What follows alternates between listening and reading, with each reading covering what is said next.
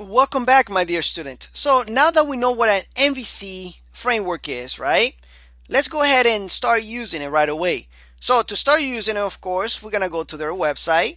So I'm gonna go on in my best friend right here. I don't have to actually go to my best friend right now, which is Google. I'm just gonna go to CodeIgniter.com and I'm just gonna download it from here. And I'm using version 3.0.1, but that's okay. If you're using a version later than this, that's fine.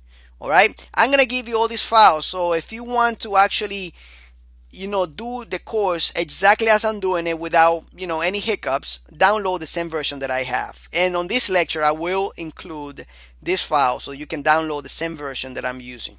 That way we can be on the same path. All right, so I'm gonna download this, go to your exercise files and make sure that you have the CodeIgniter 3.0 with me. All right, and again, it doesn't matter what version you have, we're gonna discuss the same core functions and functionalities that you will have in the future.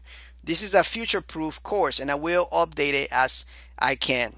All right, I'm gonna be updating this course all the time. So go to your htdocs, which will be your XAMPP installation or WAMP installation, whatever local server development you have. Go there, create a folder. I'm gonna call this folder CI, which stands for CodeIgniter, of course. And I'm gonna drop in this CodeIgniter zip file that I just downloaded from CodeIgniter.com. I'm gonna unzip it right there, and I'm gonna grab all the contents from it, and I'm gonna put it in the root of the CI folder right here.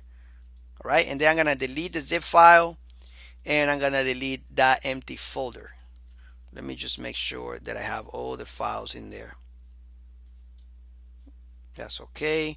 I have some hidden files that are showing. I usually do that with all my computers. What I do is I go on Google when I forget how to do it. Of course, I already know how to do it. I go on Google and type in, show hidden files for, let's say, Windows 10 or Windows 11 or whatever, and I will turn on those features so I can see my hidden files and I can see my hidden extensions from my files. All right, so that's a good thing to do. So I'm gonna delete this empty folder. I'm gonna have CI and all the contents of that zip folder right here inside the CI folder. All right, now I can go to localhost, and on that folder you can see that we have installed CodeIgniter.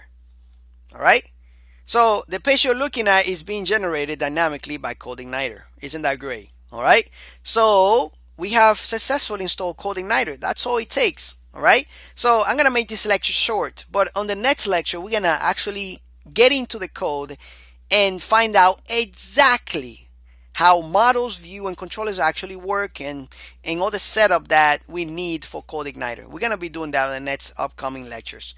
Take care, and I'll see you then.